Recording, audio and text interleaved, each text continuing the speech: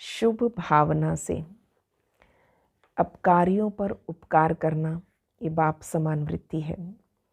तो बाप समान बनना माना अपकारियों पर उपकार करना। भक्ति में हमने भगवान को कुछ भी कहा, कैसा भी माना, परंतु परमात्मा ने हम पर मतलब हमने कितना भी अपकार किया, कभी कहा ठिक्कर भित्तर में परमात्मा है, कण कण में भगवान है। अब कण कण में अगर सोचने लगें तो आप सोचिए दुनिया में कितने क्रिमिनल भी हैं, कितने कैसा भी है व्यक्ति व्यवहार, और हमने कहा सब में भगवान है। तो ये क्या परमात्मा की इंसल्ट नहीं थे? पर परमात्मा ने फिर भी हम आत्माओं पर ही उपकार किया, हमें ही आकर अपना बच्चा बनाया, गले लगाया, और हम ही परमात्मा को सही रीति पहचान पाए। तो परमात्मा का सबसे बड़ा उपकार है, भगवान सदा शुभ भावना रखता है हर आत्मा के प्रति। तो बाबा ने आज यही समझाया कि आपकी शुभ भावना व्यर्थ नहीं जाएगी। हर आत्मा के लिए शुभ भावना रखो तो ये परिवर्तन का आधार बन जाएगी। साइंस वाले रेत में भी खेती कर लेते हैं। अगर वो रेत में भी अगर बीज को अंकुरित कर सकते हैं, तो बाबा ने कहा कि बच्चे, तुम्हारी शुभ भावना कितनी ही अपकारियों पर उपकार कर सकती है। साइलेंस में वो बल है, ये ताकत है कि कुछ भी हो जाए, अगर व्यर्थ और नेगेटिव नहीं आया, आप पॉजिटिव ही रहते, तो वो वातावरण वाइब्रेशन को बदल देगा।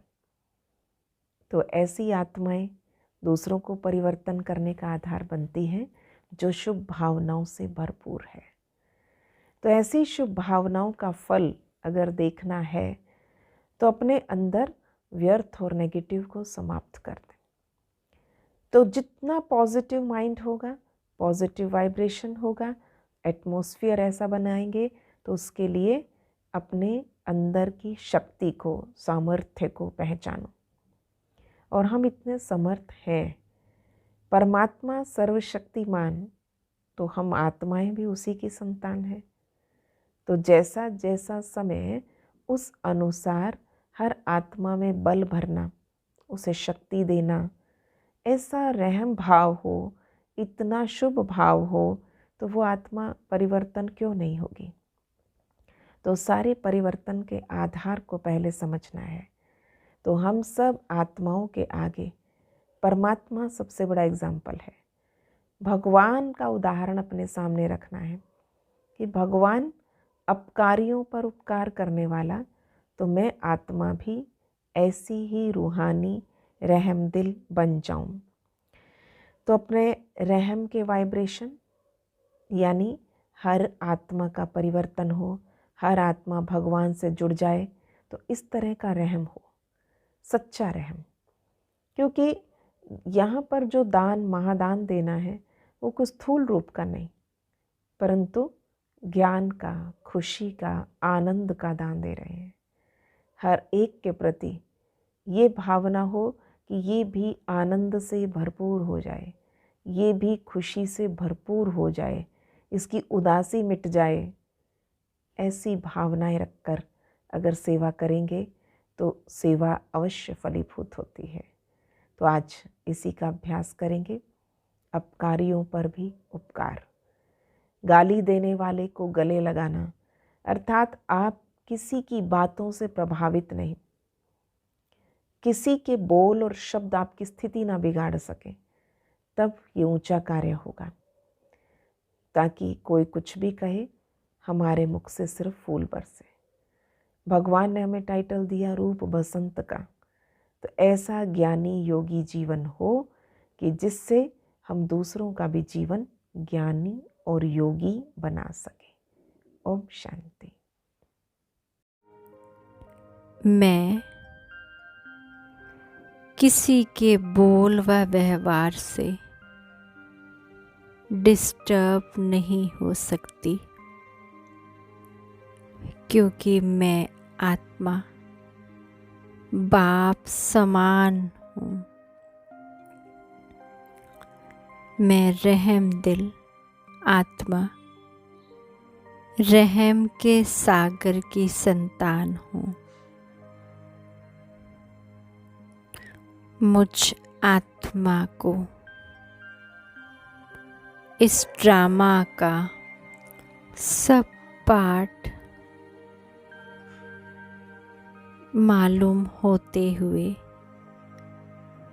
मैं डिस्टर्ब नहीं हो सकती।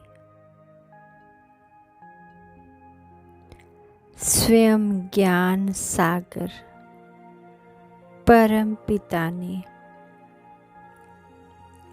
मुझ आत्मा को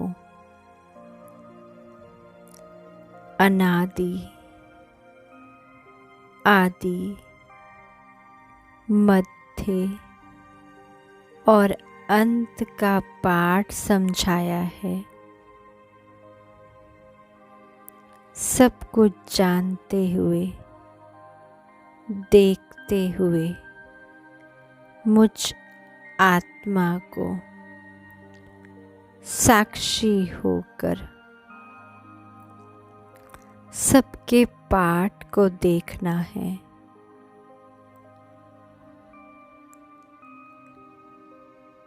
इस सृष्टि रंगमंच पर मुझ आत्मा को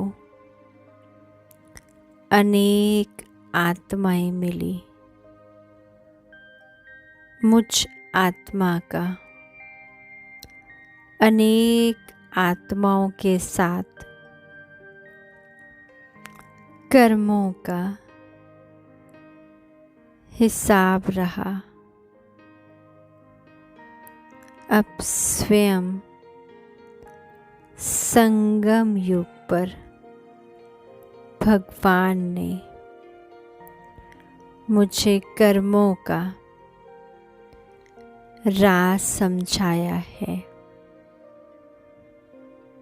इसलिए मैं आत्मा सब आत्माओं के प्रति शुभ भावना, शुभ कामना रखने वाली हूँ। सबका पाठ बहुत अच्छा है। सबका व्यवहार, बोल, कर्म सब बहुत अच्छे हैं।